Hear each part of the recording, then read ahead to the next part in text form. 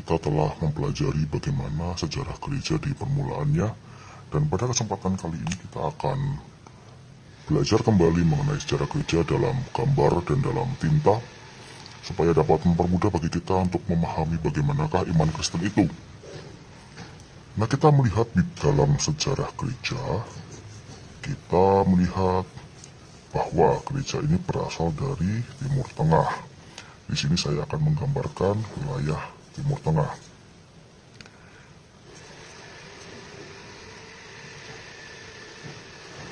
Nah, seperti ini kita melihat gereja mula-mula lahir di Yerusalem. Kemudian dari Yerusalem ini gereja tersebar ke Antioquia.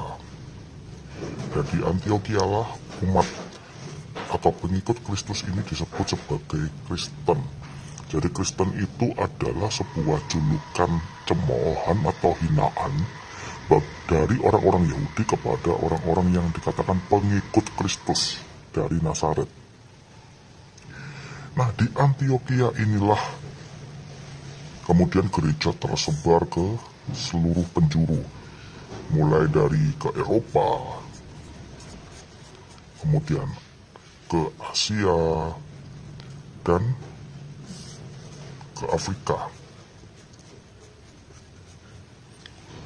Di sini kita melihat di dalam gereja perkembangannya Eropa, Asia, dan Afrika. Mereka memiliki suatu ciri khas bahwa mereka ini adalah satu iman, satu baptisan, satu Tuhan. Dengan demikian maka mereka ini tidak meyakini sesuatu yang berbeda, tidak melakukan baptisan yang berbeda, dan mereka meyakini atau memiliki iman kepada satu Tuhan. Tuhan. Di dalam pengertian Bapak Gereja, ataupun kita kembali akar kekristenan kepada gereja awal, kata Tuhan ini seringkali dibedakan dengan kata Allah. Kata Tuhan ini dalam bahasa Yunani adalah Kyrios. Dibaca Kyrios, tulisannya seperti ini, Bapak Ibu dapat menyaksikan. Dan kata Allah dari kata Theos dalam bahasa Yunani. Theos ini kalau kita lihat dalam bahasa Ibrani itu Elohim. Atau dalam bahasa Aram pada waktu itu adalah Allah atau Elah dan sejenisnya. Nah, kata Allah ini akhirnya diserap menjadi dalam bahasa Arab menjadi Allah. Jadi kalau orang ngomong kata Allah itu adalah dewa ini, dewa itu, berhala Arab, segala macam, itu tidak dapat dipertanggungjawabkan Bapak Ibu. Karena kata Allah itu memiliki akar kata Allah dalam bahasa Aram yang berakar dari bahasa Ibrani Elohim atau Elah, atau kita mendengarkan kata ilah. Nah, ilah, Allah ini sama sebenarnya. Kemudian kata Kyrios ini dalam bahasa Ibrani kita melihat ada kata Adonai.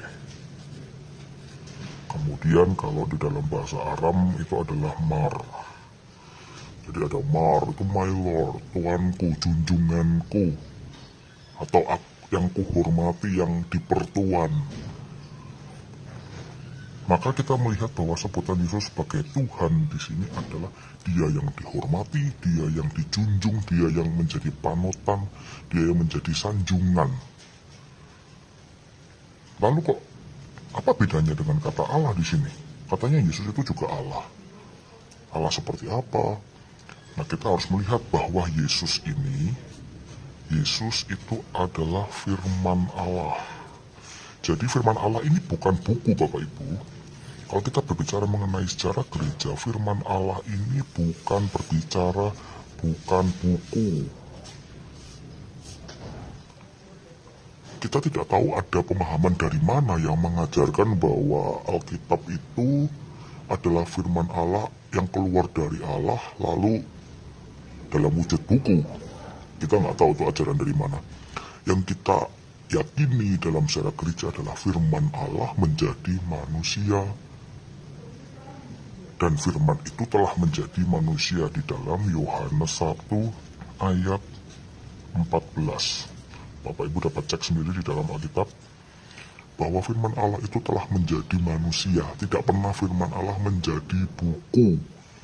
Lantas apa yang disebut sebagai Alkitab itu? Katanya Alkitab itu juga disebut firman Allah. Betul.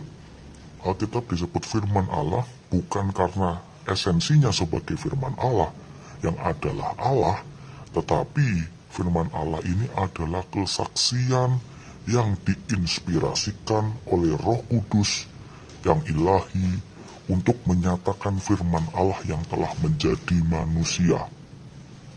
Karena itulah Alkitab disebut firman Allah.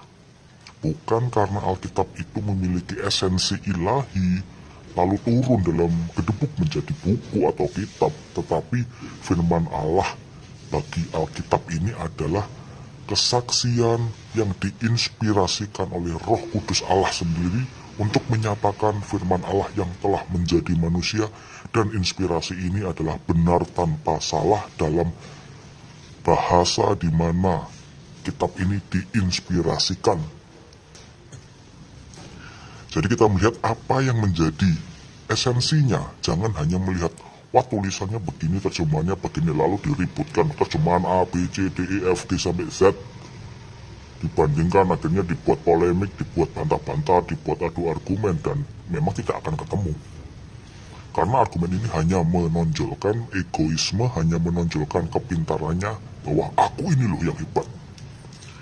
Kembali kepada tadi, bahwa berita Injil telah disebarkan ke Eropa, Asia, dan Afrika. Mereka memiliki satu iman, satu baptisan, satu Tuhan. Dengan demikian, maka mereka ini memiliki peribadatan yang sama. Satu ibadah. Kita sudah belajar bahwa ibadah Kristen purba ini berakar dari ibadah agama Yahudi di sinagog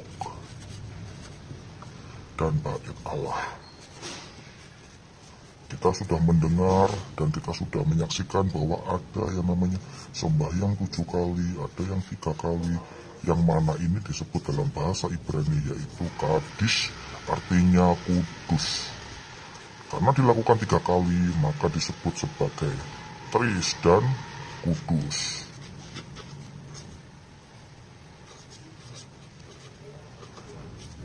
Makanya menjadi kata trisagion dalam bahasa Yunani. Nah, satu ibadah ini kita melihat dalam sejarah gereja ada yang disebut sebagai liturgi Rasul Yakobus.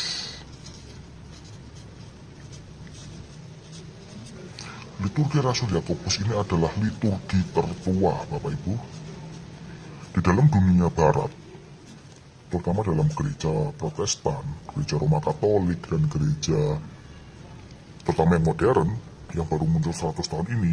Liturgi ini mungkin orang pada bingung, ini apa liturgi. Lalu memahami kata liturgi ini sendiri juga bingung, liturgi itu apa, liturgi itu apa. Dunia modern memahami liturgi itu hanya sebagai urutan ibadah atau tata cara ibadah saja. Jadi ada pembukaan, ada kolekte, ada pengumuman, ada persembahan, ada kidung-kidung tertentu. Padahal liturgi tidak seperti itu artinya. Liturgi yang benar itu berasal dari bahasa Yunani yang artinya pekerjaan umat.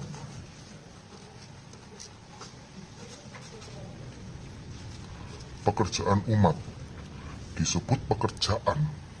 Kenapa? Karena liturgi ini membutuhkan sesuatu atau unsur yang nampak juga, yaitu aktivitas manusia, selain juga menyatakan apa yang tidak nampak. Saya lanjutkan, Bapak Ibu. Di disebut sebagai pekerjaan. Liturgi itu adalah pekerjaan.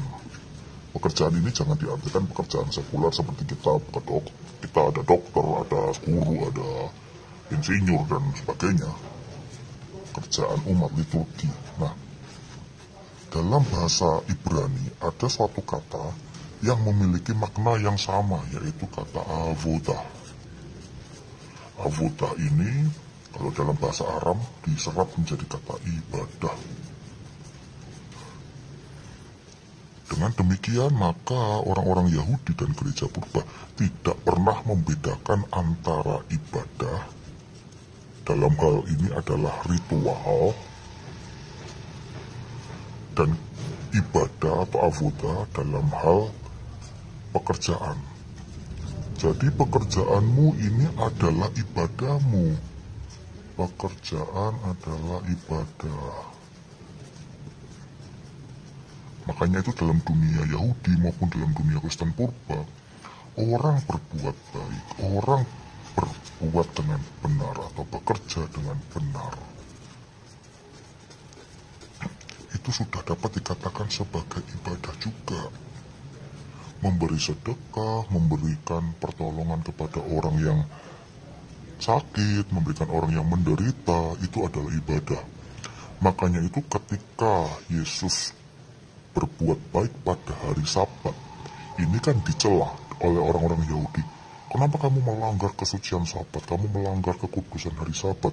Orang-orang Yahudi tidak dapat membedakan ibadah ini. Mereka hanya memahami ibadah dalam satu konteks saja, yaitu ritual. Padahal Yesus tidak pernah meniadakan hari Sabat. Yesus sebagai orang Yahudi di masanya adalah seorang rabi atau seorang guru Yahudi. Dia beribadah juga di sinagog pada hari Sabat. Nah, setelah dia beribadah di sinagog, dia menyatakan bagaimana ibadah itu diaplikasikan di dalam kehidupan sehari-hari. Dengan cara apa? Menyembuhkan orang yang pimpang, menyembuhkan orang yang sakit pada hari Sabat. Dengan tujuan apa? Memuliakan Allah. Jadi pekerjaan kita, aktivitas kita, doa-doa kita semuanya harus memuliakan Allah. Jadi ibadah ini tidak ada dikenal namanya ibadah yang bersifat egosentris atau saya katakan sebagai ibadah narsistik. Ini adalah ibadah palsu. Ibadah yang hanya memuaskan kepada emosi saja, memuaskan kepada keinginan daging saja. Yang penting jiwa saya dipuaskan, yang penting saya tenang. Akhirnya ibadah hanya sebagai pertunjukan atau show. Hanya untuk memuaskan pikiran emosional sesaat, tidak memuaskan batin. Padahal ibadah Kristen ini kita melihat berpusat kepada roti dan anggur yang ada di dalam ibadahnya. Inilah adalah cawan perjanjian baru. Makanya itu kitabnya disebut kitab perjanjian baru karena lahir di dalam komunitas yang dimeteraikan oleh Kristus di dalam cawan perjanjian baru. Dari sini kita sudah belajar bagaimanakah pengertian ibadah dan kehidupan di dalam gereja purba. Jadi kita mengerti Bapak Ibu bahwa kita tidak serta-merta memahami ibadah dalam konsep kita sekarang, tetapi bagaimanakah ibadah itu yang lahir di masa para rasul, kita memahami dan kita harus mengerti serta menghidupi arti ibadah itu di dalam kehidupan kita dalam konteks yang sesungguhnya. Bahwa ibadah itu memiliki dua sisi, yaitu ibadah yang bersifat nampak dan tidak nampak. Lalu ibadah ini tidak hanya bersifat ritual, tetapi juga ibadah ini bersifat non-ritual atau pekerjaan dalam kehidupan sehari-hari. Selanjutnya kita akan belajar mengenai bagaimanakah kehidupan gereja dan masalah apa yang terjadi di dalam gereja. Yang pertama adalah bagaimanakah terjadi perpisahan-perpisahan kecil di dalam komunitas-komunitas Kristen purba. Apakah perpisahan ini menunjukkan bahwa gereja itu terpecah-pecah atau memiliki ajaran yang berbeda, penafsiran yang berbeda? Kita nantikan di dalam kajian kita berikutnya. Terima kasih atas kerjasamanya, atas perhatian Bapak Ibu Saudara. Segala kritik dan masukan yang membangun diterima dengan lapang dada. Dan sampai jumpa di dalam kesempatan berikutnya. Segala kemuliaan hanya bagi Sang Bapa, Sang Putra, serta Sang Roh Kudus. Amin.